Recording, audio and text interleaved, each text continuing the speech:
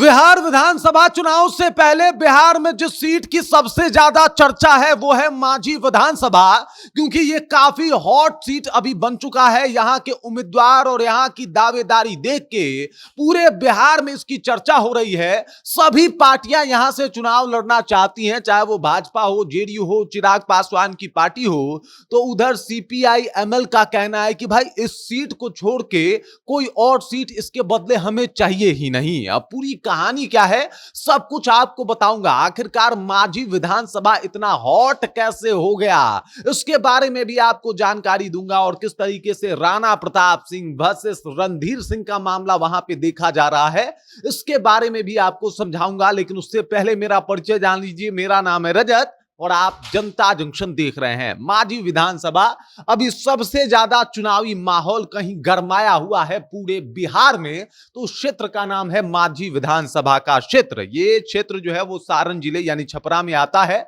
और इसी वजह से यहां पे जो है माहौल कुछ अलग होता है हर साल हर चुनाव में। खासकर अगर इस विधानसभा क्षेत्र की बात की जाए तो यहां पे अभी देख लीजिए, इस बार यहां पे कई ऐसे दावेदार हैं जिनको लेके काफी चिंता बनी हुई है, और वहां पे अभी से ही चर्चा शुरू हो गया है कि आखिरकार यहां से जीतेगा कौन भाई अगर माहौल ये रहा तो। अब पूरी जानकारी क्या है आपको बता रहा हूं।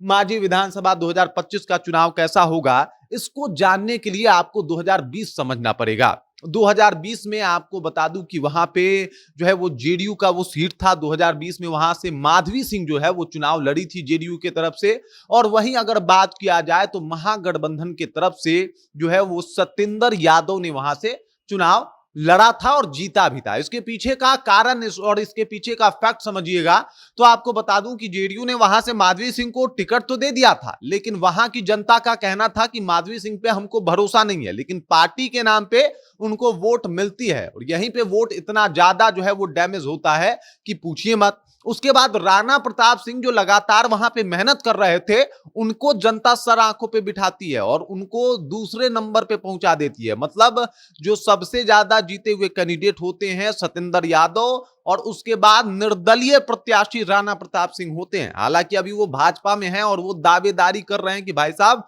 हम इस बार किसी भी तरीके से यहां से टिकट चाहते हैं, और उनका कहना है कि भाई हम इस बार भी चुनाव लड़ेंगे। तो मतलब 2020 में यहां पे गेम खराब हो जाता है और वहां से माधवी सिंह भी चुनाव हार जाती हैं, राणा प्रताप सिंह भी चुनाव हार जाते हैं, और जीतते हैं सत्येंद्र यादव। मतलब सत्येंद्र यादव वहां से जीत जाते हैं। ये जीते हुए विधायक हैं सत्येंद्र यादव, ये हैं राणा प्रताप सिंह, आप देख लीजिए। और अभी एक और नए चेहरे की जो है वो जेडीयू की तरफ से एंट्री होती हुई दिखाई दे रही है।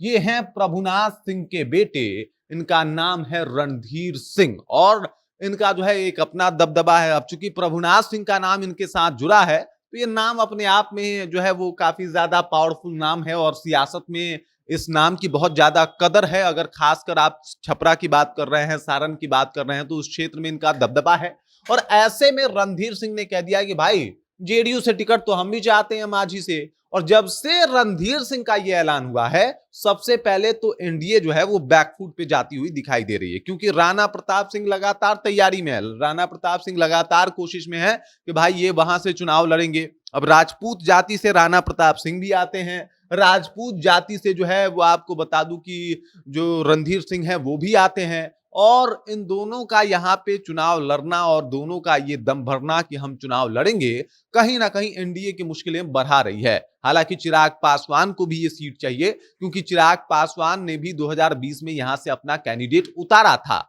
और वहां पे उन्होंने एक ब्राह्मण कैंडिडेट चुना था। ब्राह्मण कैंडिडेट क्यों चुना था आपको बता देता हूं।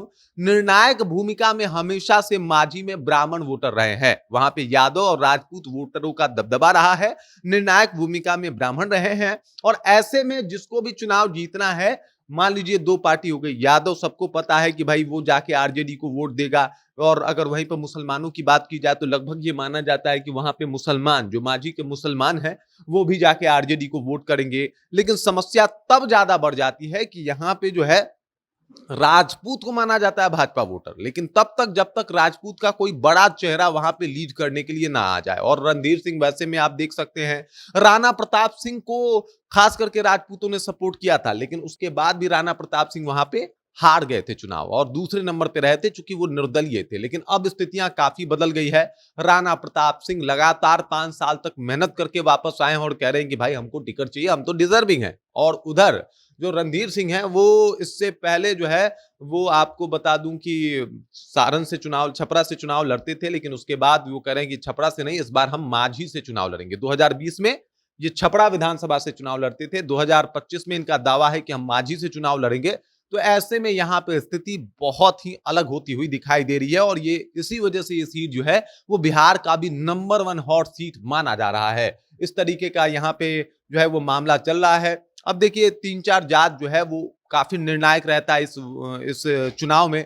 जैसे कि आप समझिए राजपूत हो गया, यादव हो गया और ब्राह्मण हो गया। इन लोगों की आबादी जो है वो काफी निर्णायक भूमिका निभाती है इस चुनाव में। तो ऐसे में देखना होगा कि भाई किस तरीके से जो है वो एनडीए रोक पाएगी सतेंद्र यादव को, क्योंकि सतेंद्र यादव की तरफ से अभी कोई ऐसा दावेदार खड़ा नहीं हुआ है जो इनके वोट बैंक में, इनके जाति वाले वोट बैंक में घुस के इनका वोट काट सके।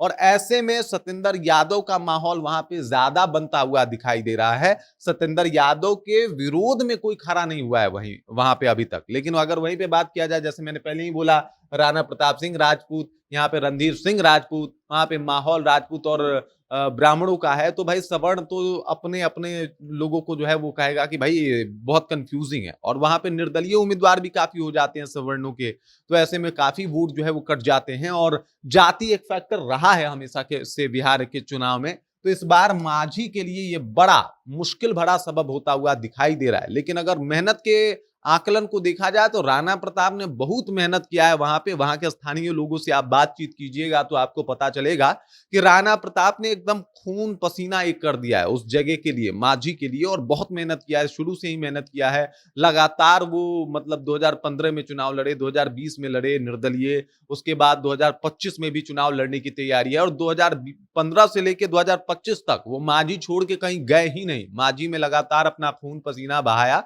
तो उस तरीके से थोड़े डिजर्विंग तो हो जाते हैं ज्यादा। लेकिन रणधीर सिंह का फैक्टर ये रहा है कि रणधीर सिंह ने जिस सीट पे दावेदारी की है, अब ये चूंकि आरजेडी छोड़ के इधर आए हैं, तो ऐसे में जेडीयू उनको खुश करने के लिए क्या करती है, ये बड़ा दावा होगा। क्या भाजपा के खाते में इस बार ये सीट जाएगी, ये सबसे बड़ा जो है वो कहीं ना कहीं समस्या होता हुआ दिखाई दे रहा है, क्योंकि अभी तक वहां से जेडीयू ही चुनाव लड़ते आ रहा था। बाकी इस खबर, इस जानकारी को लेकर आप क्या सोचते हैं? राणा प्रताप सिंह और रणधीर सिंह में कौन ज्यादा डिजर्विंग है, इसके बारे में आपका क्या राय है? और इसके अलावा मांझी विधानसभा में जो सतेंद्र यादव हैं, क्या वो इस बार चुनाव हारेंगे या फिर जातीय समीकरण के इस मनमुटाव में और जातीय समीकरण के इस बंटवारे में एक बार फिर से बाजी मार जाएंगे? कमेंट करके अपना विचार हम तक पहुंचा दीजिए। बाकी आप देख रहे हैं जनता जंक्शन और मेरा नाम रजत है।